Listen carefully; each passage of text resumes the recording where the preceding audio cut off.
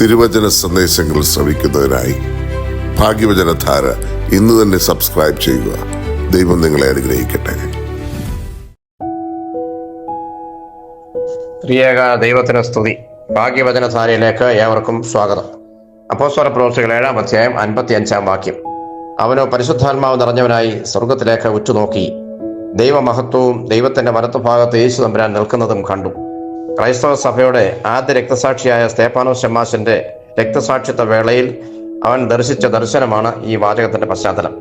ആദിമസഭയിൽ ക്രൈസ്തവ വിശ്വാസത്തിലേക്ക് ആളുകൾ കൂടുതലായി ചേർന്ന് തുടങ്ങിയപ്പോൾ യവന ഭാഷ സംസാരിക്കുന്നവരുടെ അനാഥരെയും വിധവമാരെയും വേണ്ടവണ്ണം പരിചരിക്കുന്നില്ല എന്ന ആക്ഷേപം പൊതുവെ ഉണ്ടായി. എബ്രായ ഭാഷ സംസാരിക്കുന്നവരെന്നും യവന ഭാഷ സംസാരിക്കുന്നവരെന്നും ക്രിസ്ത്യാനികളുടെ ഇടയിൽ ഭാഷയുടെ അടിസ്ഥാനത്തിൽ ഒരു ചേരിതിരിവ് ഇതിനോടകം സഭയിൽ വളർന്നു കഴിഞ്ഞിരുന്നു. എബ്രായ ഭാഷ സംസാരിക്കുന്നവർ യഹൂദരിൽ നിന്ന് ക്രിസ്ത്യാനികളായവരും യവന ഭാഷ സംസാരിക്കുന്നവർ പുറജാതികളിൽ നിന്ന് ക്രിസ്ത്യാനികൾ ആയവരും ആയിരുന്നു. യഹൂദന്മാരിൽ നിന്ന് ക്രിസ്ത്യാനികളായവർ എല്ലാ മേഖലയിലും തങ്ങൾക്കൊരു മേൽക്കോയ്മ നേടിയാണ് ആദിമസഭയിൽ മുന്നേറിക്കൊണ്ടിരുന്നത്. എന്നാൽ ഈ പിൻഗണന പരിഗണന കൂടാതെ എല്ലാ വിഭാഗങ്ങളിലുള്ളവർക്കും തുല്യവും അർഹവുമായ പരിഗണനയും പരിചരണവും ലഭിക്കുന്നതിന് വേണ്ടി സഭയിൽ ആദ്യമായി ക്രമപ്പെടുത്തിയ ഒരു ശുശ്രൂഷക ശ്രേണിയാണ് ശമ്മാശ പദവി. അപ്രകാരം തിരഞ്ഞെടുത്ത 7 ശമ്മാശന്മാരിൽ പ്രധാനിയായിരുന്നു സ്തേഫാനോസ്. ശമ്മാശന്മാരിൽ പ്രധാനിയും സഹദേന്മാരിൽ മുമ്പനും എന്നാണല്ലോ 4-ാം തുബ്ദനിൽ അദ്ദേഹത്തെ പറ്റി വിശേഷിപ്പിച്ചിരിക്കുന്നത്. സഭ വളരെ ദ്രുതഗതിയിൽ വളർന്നുകൊണ്ടിരുന്നു. യെരുശലേമിൽ ക്രൈസ്തവ വിശ്വാസത്തിലേക്ക് കടന്നു വരുന്നവരുടെ എണ്ണം ഏറ്റവും പെരുകി. അനേക യഹൂദ പുരോഹിതന്മാർ പോലും വിശ്വാസത്തിലേക്ക് കടന്നു വന്നു. സ്തേഫാനോസിന്റെ പരിശുദ്ധാത്മ നിറവും ദൈവവചനത്തിലുള്ള അവഗാഹവും അത്ഭുത പ്രവൃത്തികൾ ചെയ്യുന്നതിനുള്ള കൃപാവരവും ജനത്തെ വളരെയേറെ ആകർഷിച്ചു. ഇത് കണ്ട് അസൂയയും ഭയവും നിരാശയും പൂണ്ട ശാസ്ത്രിമാരും മൂപ്പന്മാരും ജനത്തെ ഇളക്കി. ഇവൻ മോശയ്ക്കും ന്യായപ്രമാണത്തിനും വിരോധമായി ഇടപെടാതെ സംസാരിച്ചു വരുന്നു എന്നും നസ്രായനായ യേശുവിനെ സാക്ഷിച്ച് നമ്മുടെ മര്യാദകളെ മാറ്റിമറിച്ച് കളയുന്നു എന്നും ആരോപിച്ച് ന്യായാധിപ സംഘത്തിന് മുൻപിലേക്ക് കൊണ്ടുവന്നു. അവിടെ നടന്ന വിസ്താര വേളയിൽ എല്ലാ ഇസ്രായേൽ സമൂഹത്തിനും മനസ്സിലാകും വിധത്തിൽ തന്റെ ഭാഗം വിശദീകരിച്ചുകൊണ്ട് സ്തേഫാനോസ് സുദീർഘമായൊരു പ്രസംഗം തന്നെ നടത്തുകയാണ്. അബ്രഹാമിന്റെ തെരഞ്ഞെടുപ്പ് മുതൽ മോശയിലൂടെ നേടിയ വീണ്ടെടുപ്പ് വരെ അവൻ വിശദമായി വിശദീകരിച്ചു. പ്രവാചകന്മാർ പ്രവചിച്ച മശിഹായുടെ മനുഷ്യാവതാര രഹസ്യം അവൻ വെളിപ്പെടുത്തി. ആ പ്രവചന പൂർത്തീകരണമായ യേശുവിനോട് കാണിച്ച നിന്ദയും അവഹേളനവും ക്രൂരമായ പീഡനങ്ങളും അവരുടെ മുഖത്ത് നോക്കി അവൻ ധൈര്യമായി വിളിച്ചു പറഞ്ഞു.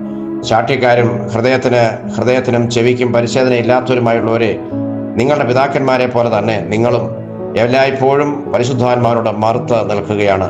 നിങ്ങൾ ന്യായപ്രമാണം പ്രാപിച്ചു എങ്കിലും പ്രമാണിച്ചിട്ടില്ലാത്ത അനുസരണം കെട്ട ശിക്ഷാവിധിക്ക് യോഗ്യരായ തലമുറയാണ് എന്ന് ധൈര്യപൂർവ്വം ഉറക്കെ അവൻ പറഞ്ഞു.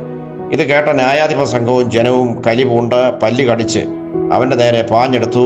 അവനെ കല്ലെറിഞ്ഞ് ഇഞ്ചിഞ്ചായി കൊലപ്പെടുത്തി. ഇതാണ് സ്തേഫാനോസിന്റെ വധത്തിന് പിന്നിലെ ചരിത്ര യാഥാർത്ഥ്യങ്ങൾ. നമ്മുടെ നിലപാടുകൾക്കും നിലനിൽപ്പിനും എതിരായി സംസാരിക്കുന്നവരെ ക്രൂരമായി വകവരുത്തുന്ന കിരാത സംസ്കാരം മനുഷ്യ ചരിത്രത്തിൽ ഉടനീളം നാം കാണുന്നുണ്ട്.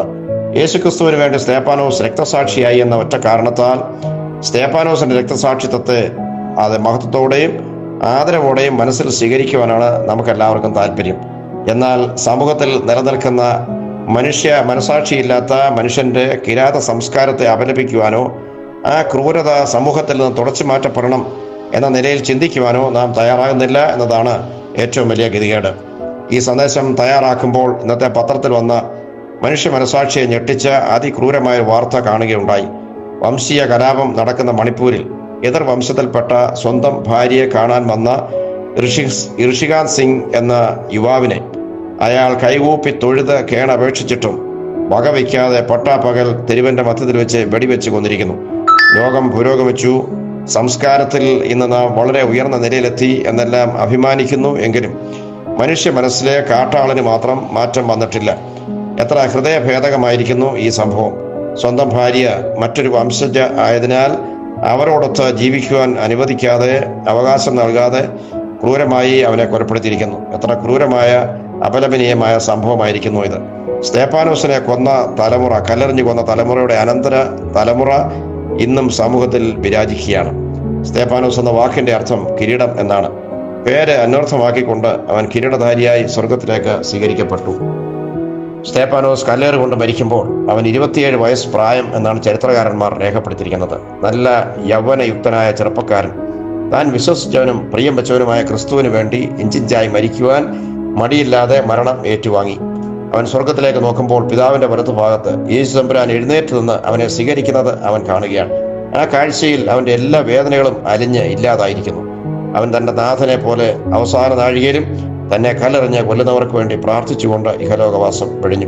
അതുകൊണ്ടാണ് നമ്മുടെ പിതാക്കന്മാർ സഹോദരന്മാരുടെ ധീരതയെക്കുറിച്ച് പാടിയത്. ക്രൂശിന്മേൽ തലചായ്ച്ചോൻ വലഭാഗത്തായി മുടിമുടയുന്നത് കണ്ടപ്പോൾ സഹോദരന്മാർ നിങ്ങൾ നാനാവിധ യാതനയെയും കൂസിയിടാതെ ഗളരുതിരത്താൽ ധവളിമ അംഗങ്ങൾക്ക് ഉളവാക്കി എന്ന്. സ്തേഫാനോസിനെ പോലെ എപ്പോഴും ആത്മാവിൽ നിറഞ്ഞ് വളരുവാനും സ്വർഗത്തേക്ക് നോക്കി യാത്ര ചെയ്യുവാനും ദൈവമഹത്വം ദർശിക്കുവാനും പിതാവിന്റെ വലത്തുഭാഗത്ത് ഇരിക്കുന്ന കർത്താവിൽ പരിപൂർണമായി ആശ്രയം വെച്ച് ജീവിക്കുവാനും നമുക്ക് കഴിയട്ടെ. ശ്രേഷ്ഠനായ സ്തേഫാനോസ് സഹോദരന്റെ പ്രാർത്ഥന നമുക്ക് കോട്ടയായിരിക്കട്ടെ. നന്ദി, നമസ്കാരം.